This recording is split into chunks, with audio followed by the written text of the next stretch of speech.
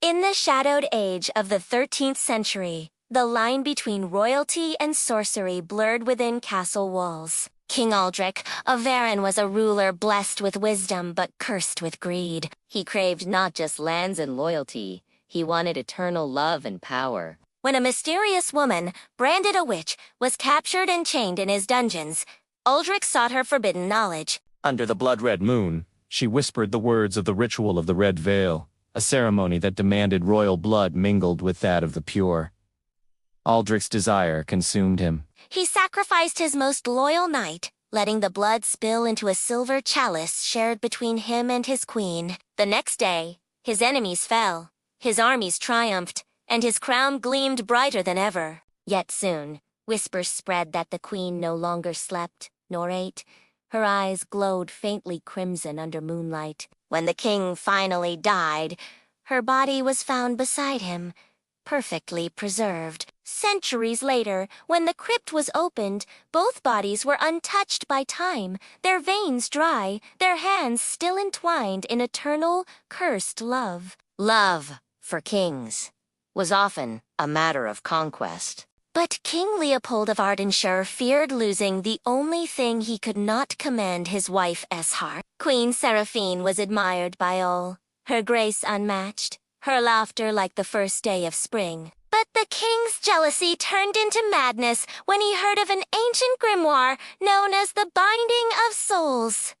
It was said to make love eternal at any cost. At midnight, Leopold performed the forbidden ritual. He drew a circle of salt and fire, whispering the words written in blood. The final step required Seraphine's blood, taken while she slept. When dawn came, the queen's eyes opened, colder than winter. She obeyed him, spoke softly, and smiled without life.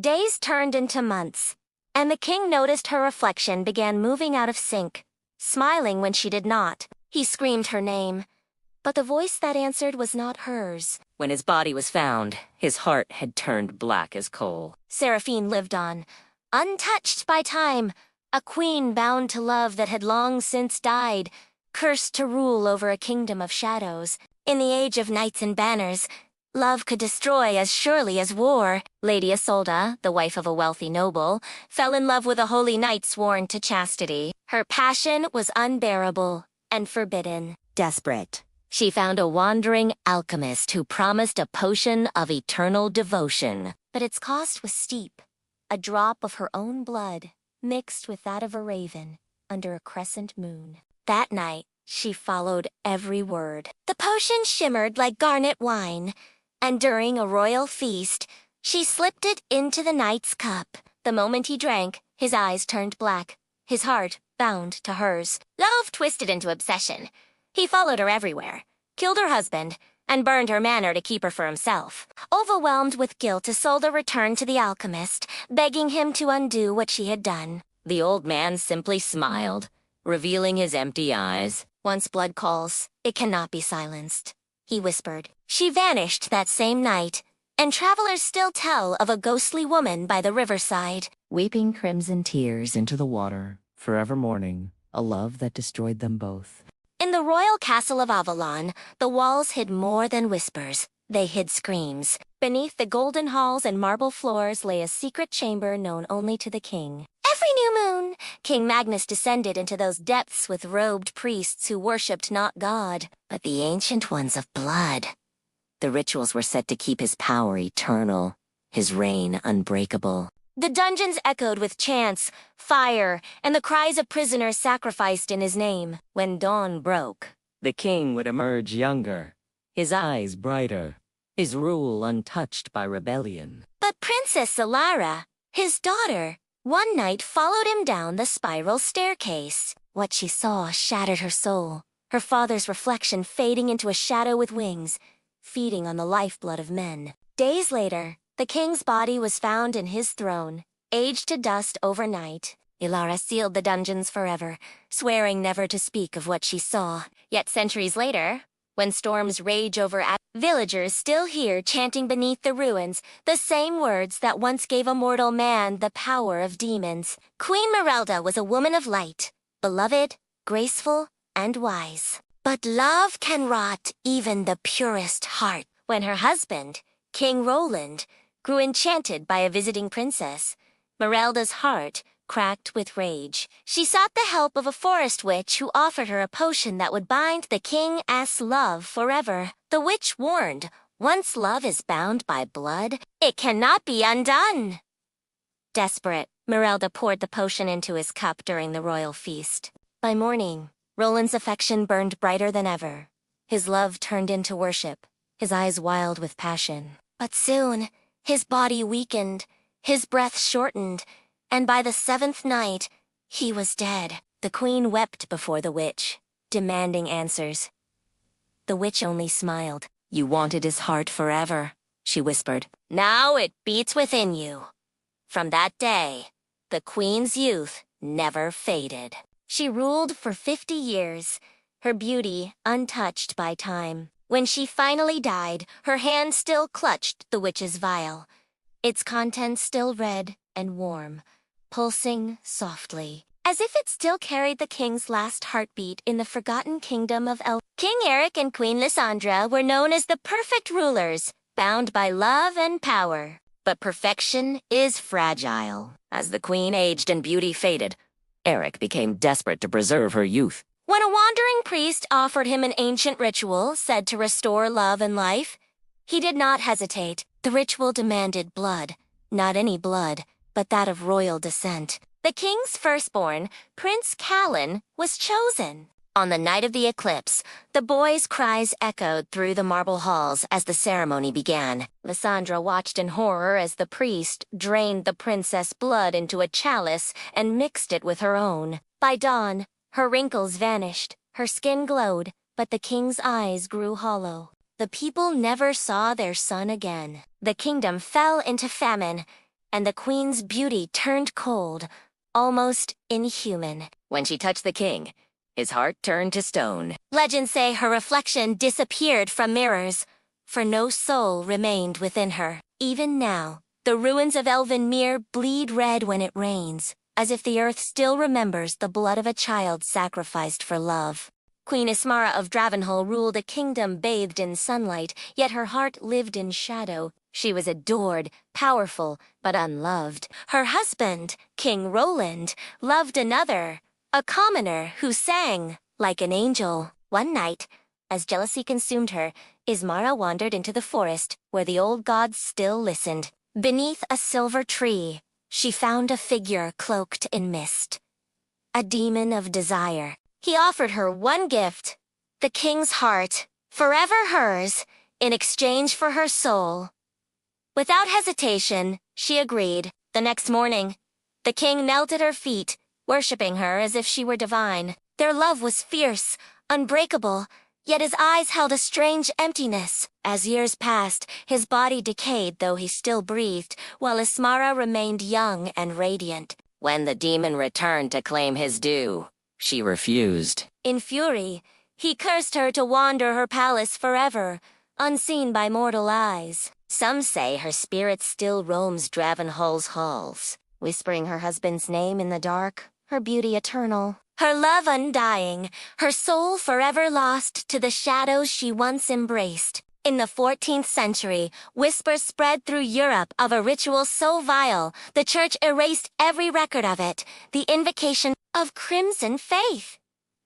It was said to grant immortality to those who sacrificed what they loved most. The ritual's last practitioner was Duchess Adeline of Vero, a woman whose beauty drove nobles mad and priests to sin. When her only son fell ill, Adeline swore she'd give anything to save him. She gathered relics, burned incense of bone, and carved the sigil of the ancient god into her marble floor. When the final chant was spoken, her son awoke alive, laughing, but his eyes were black as coal. That night, he killed every servant in the castle, whispering words no human tongue should form. Adeline realized the horror of what she'd done too late. Her soul had bound itself to the ancient god, and her son had become its vessel. When the church finally stormed Vero Castle, they found no body, only walls painted red with blood and a single line scratched in gold. All love demands sacrifice, all power, blood. Weddings were meant to unite kingdoms, but in the House of Delmar, they united the living and the dead. Princess Eveline was to marry Prince Corin, a union meant to end decades of war. Yet on the eve of their wedding, Eveline discovered a scroll hidden in her father's library. It detailed an ancient custom, a secret wedding ritual practiced by her ancestors.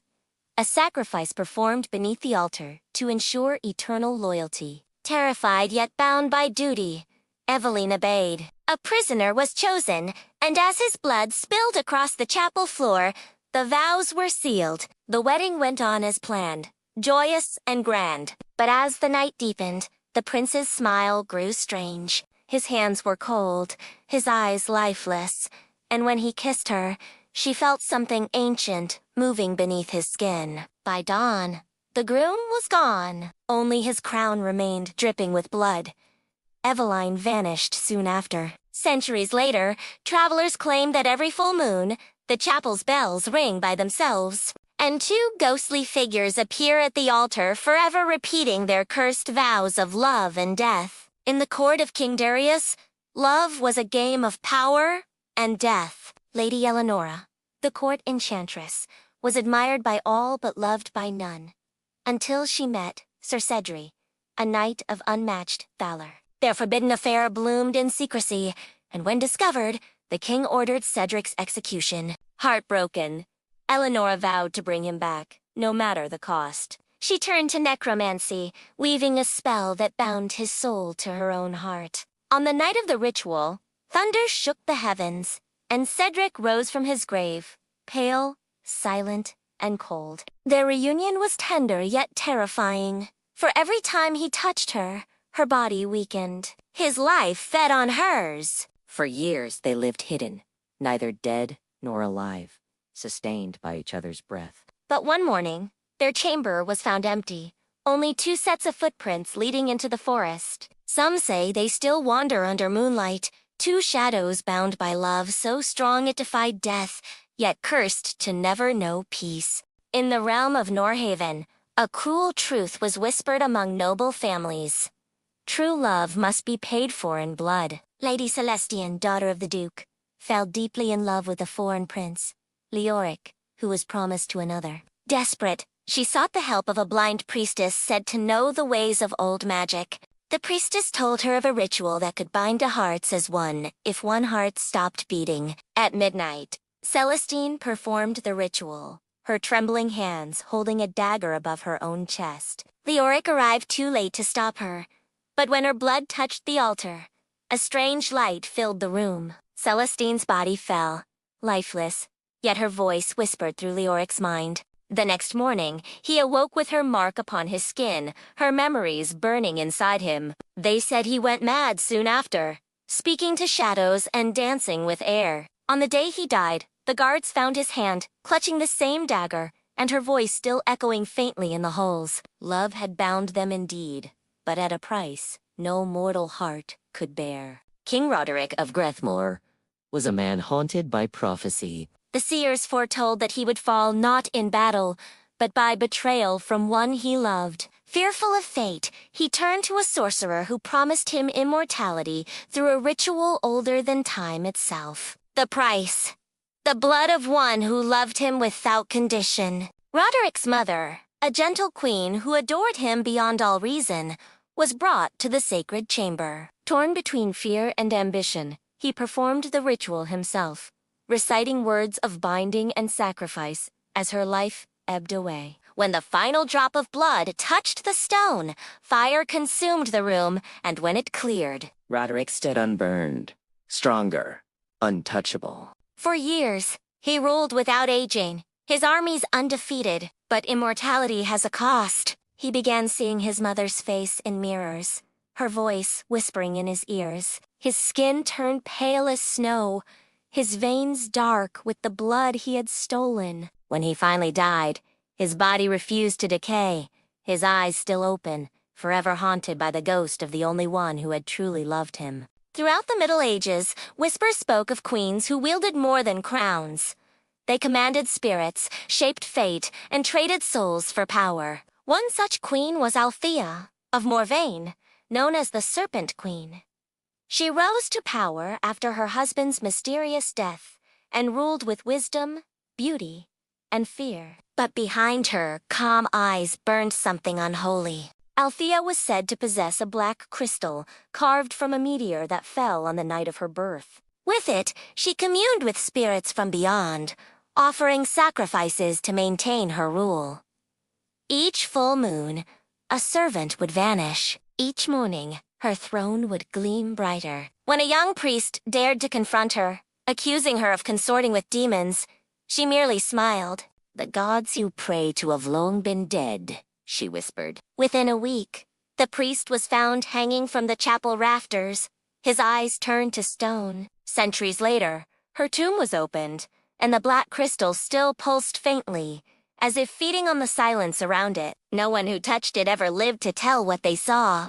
In the marble palace of Eldrea, love was considered a weakness, yet it became the kingdom's undoing. Prince Kale, heir to the throne, fell in love with a maiden named Rhea, a healer's daughter, beautiful and kind. Their love was pure, but the king forbade it. To bind their souls forever, they turned to the temple's ancient altar, once used for divine sacrifices. At midnight, Kale pledged his heart in blood, while Rhea swore hers in tears. But the altar was not meant for lovers.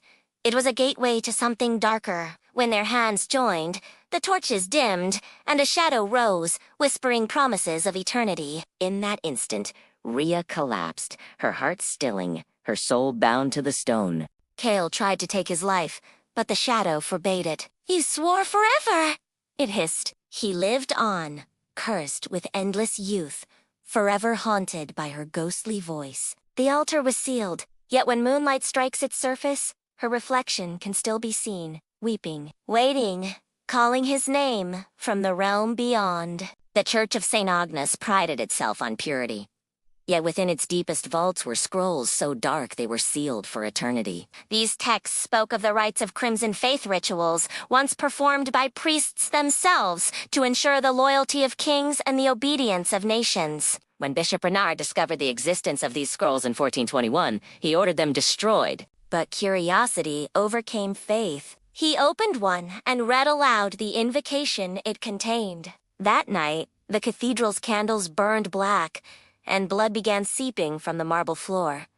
Monks fled in terror as shadows moved in the shape of wings. By dawn, Renard was gone. Only his robes remained soaked through with blood, yet his body was never found. The church declared the incident a divine mystery, erasing every record. But centuries later, when restorers cleaned the old cathedral walls, they uncovered strange carvings beneath the plaster, depictions of priests kneeling before winged creatures, and a Latin phrase scratched in stone. Faith was born in blood.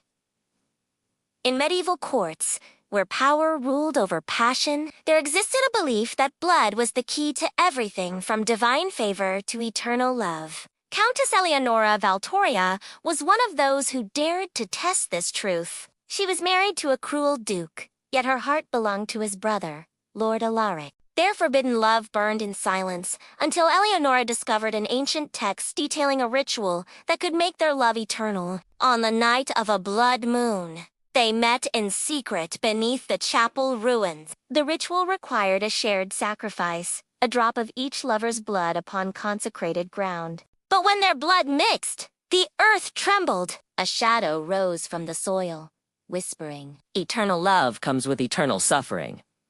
The next morning, both were found lifeless, their faces serene. Their hands intertwined. The Duke buried them separately, yet centuries later, when the graves were disturbed, the bones of both lovers had somehow merged, their skulls facing one another, eternally bound. Locals say that when the moon turns red, two silhouettes appear near the ruins, dancing together in the mist, proof that blood had truly sealed their love. The story of Lady Arwen of Drexmoor was whispered in fear for generations. A noble woman famed for her beauty, she captured the attention of Lord Theon, a man as ambitious as he was ruthless. Their passion defied both church and crown, and when Theon was slain in battle, Arwen lost her sanity to grief. She sought resurrection, and for that, she needed forbidden magic. Deep in the forest, she met a cloaked man who offered her what she craved, her lover's return, in exchange for her soul. He gave her a ritual, 7 drops of her own blood spilled onto Theon's grave under the black moon. She obeyed. When lightning split the sky, the ground shook, and Theon rose, his eyes empty, his voice echoing from beyond. At first, he spoke her name with love, but by dawn, his body crumbled into dust. Arwen's scream carried for miles, and her body was never found. Some say she still roams the woods in a crimson gown, calling out to the devil for another chance, her voice mingling with the wind. Her soul forever caught between love and damnation. When 2 kingdoms warred for generations, their hope for peace lay in a royal marriage. Princess Selene of Valinor was to wed Prince Arthas of Delmore. Yet their love was no political act. It was real, dangerous, and consuming. As war loomed again, Selene feared losing him to battle. In desperation, she turned to the castle's forbidden chamber, where her ancestors once practiced blood rites. There, she found a book written in languages long dead. The ritual promised eternal union, unbroken even by death. On the night before the war, the lovers sealed the ritual, cutting their palms, letting their blood mingle as they swore eternal devotion. But the spell demanded balance for every union. Something must fall apart. The next morning, as their armies met, the earth split open. Both kingdoms sank into ruin, swallowed by fire and storm. Only 2 figures were seen standing in the chaos, holding each other as the flames consumed them. Legends say their ashes fused into a single shape. 2 hearts turned to stone, still warm centuries later. They won eternity together and destroyed everything else to get it. In the golden courts of Europe, it wasn't uncommon for noblewomen to seek love through witchcraft. The most infamous of them all was Lady Vivienne of Lorne, a beauty who enchanted every man who saw her. But Vivienne wanted more than admiration.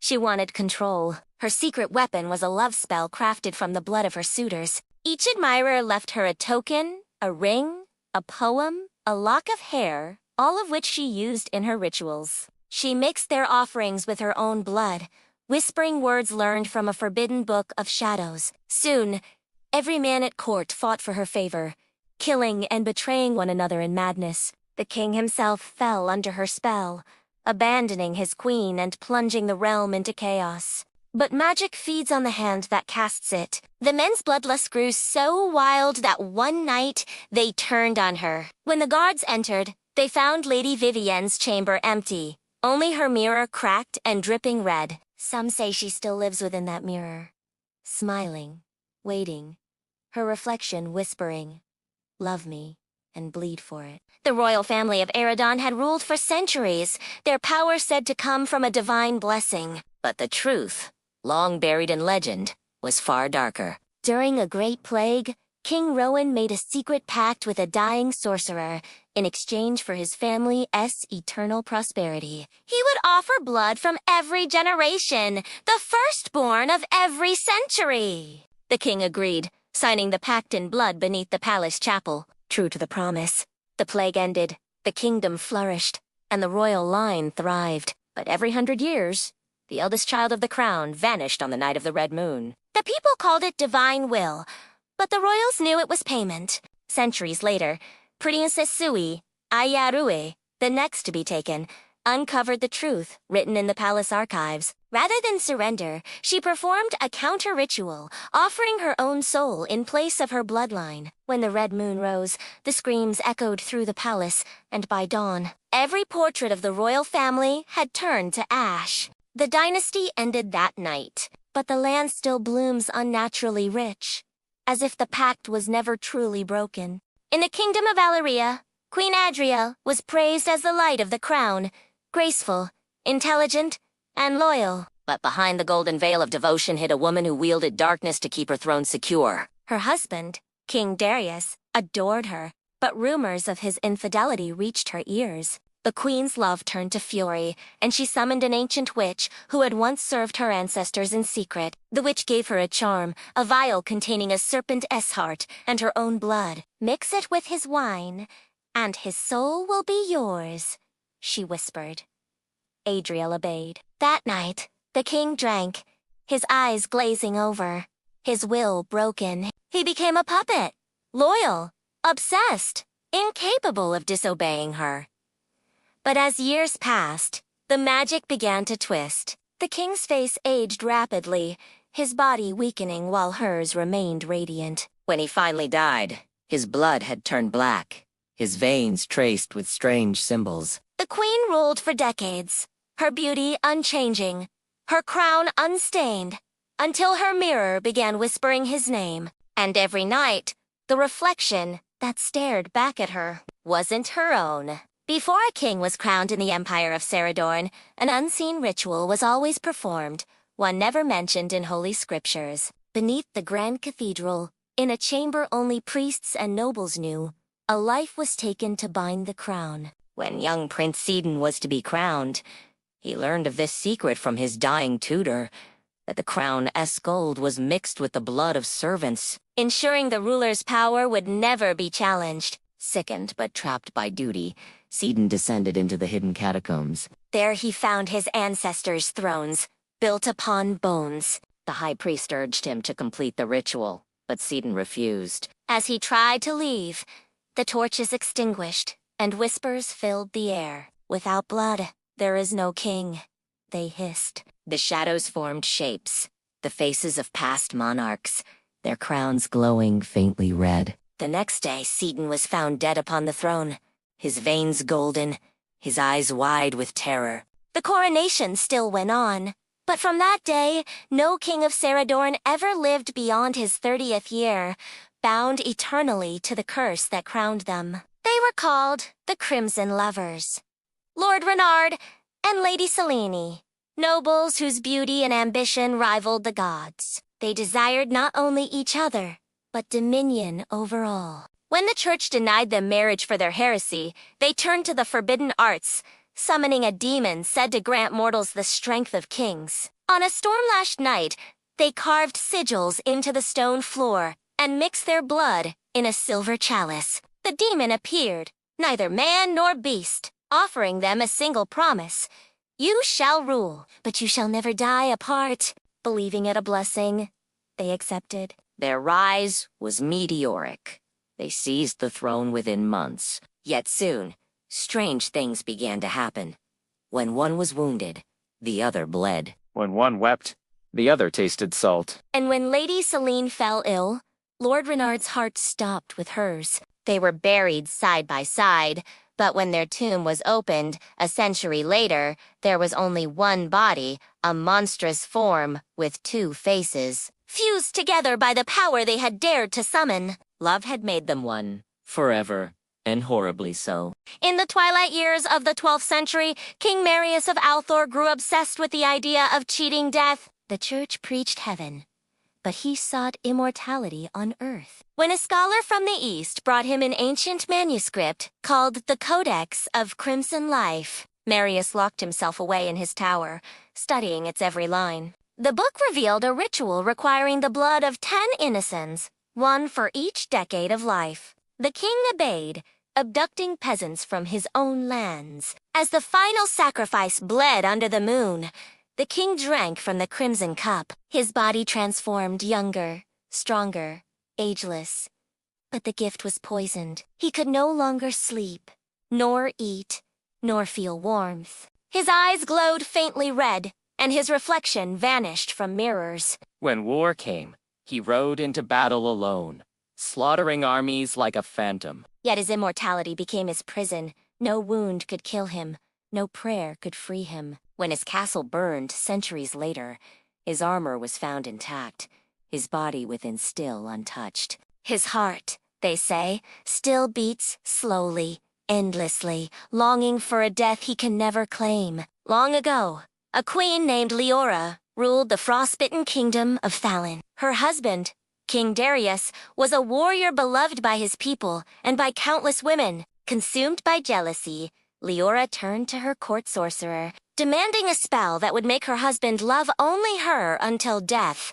The sorcerer hesitated, but obeyed, for he too was secretly in love with the queen. The spell required the king's blood mixed with hers, and one whispered command of devotion. That night, While he slept, she performed the ritual, pressing a blade gently to his chest.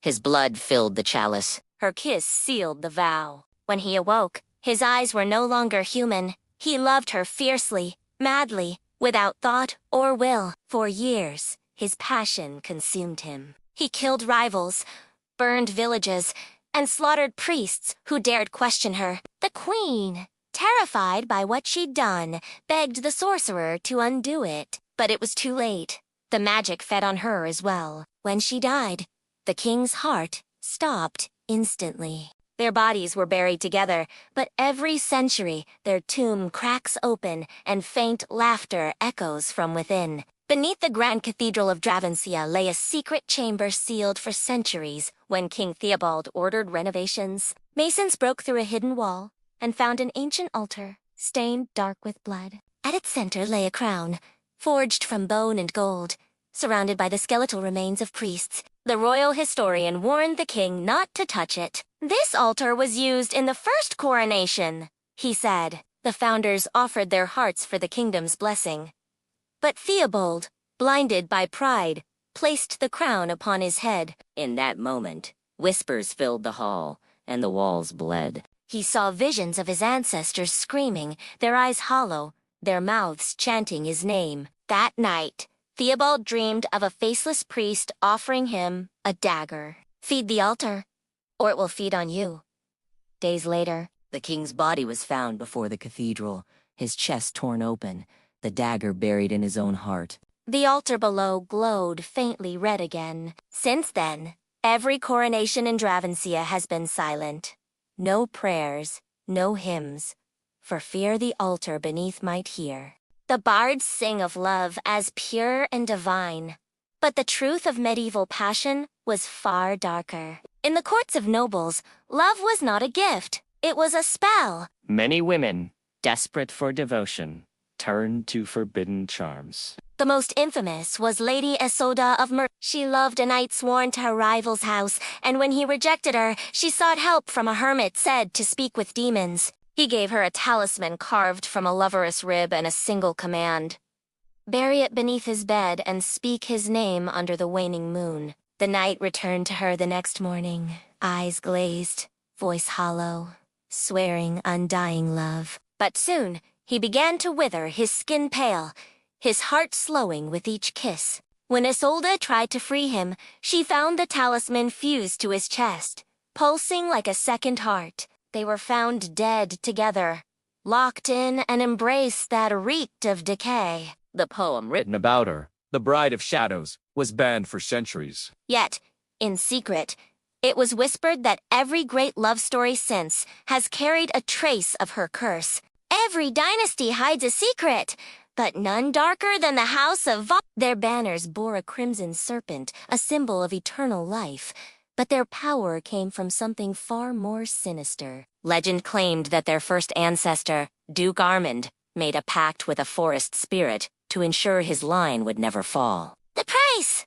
The blood of his firstborn! For centuries, every first child of Valenford died before their 18th year. Yet their rule endured, their wealth unmatched, their crops never failing. As generations passed, the curse became tradition. When a new heir was born, the family celebrated not with joy, but with dread. One duchess, Lady Evelyn, tried to break it. She refused the ritual, fleeing with her newborn daughter. The next morning, the castle's walls bled, and every servant was found dead, except the child, who had vanished. 3 centuries later, her descendant returned, bearing the same serpent mark. She demanded the throne, and when she sat upon it, the torches went out, and the curse began anew. The House of Valenford still rules, but their children are never seen after nightfall. Sir Alaric and Lady Morena Were the envy of the kingdom.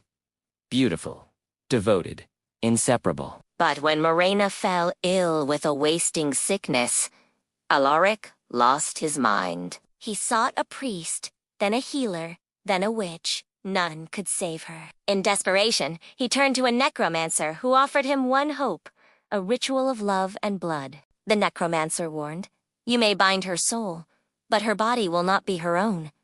Alaric agreed without hesitation. On a moonless night, he drew circles in ash and chanted the forbidden verse. When he cut his hand to spill blood on her lips, she gasped and opened her eyes. At first, she seemed whole again, radiant, smiling, but her skin was cold, her eyes black as ink. As days passed, she grew hungrier, feeding only on his touch, his warmth, his life.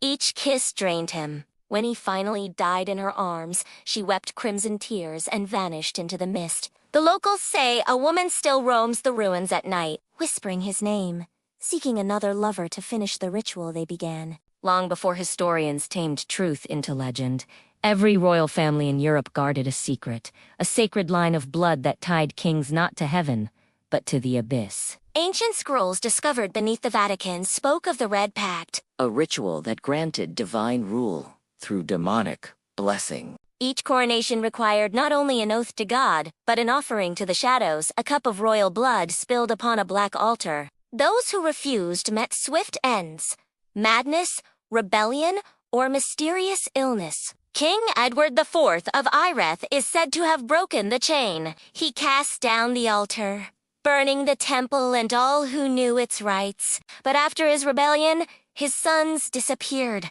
His queen lost her mind, and his line was erased from history. Centuries later, archaeologists found an iron crown buried under his castle, its jewels red as blood, its edges sharp as razors. Etched inside were the words, "He who wears me shall rule, but never rest." No one dares to touch it now, yet some say the crown still hums softly in the dark. Waiting for the next royal fool to claim its curse.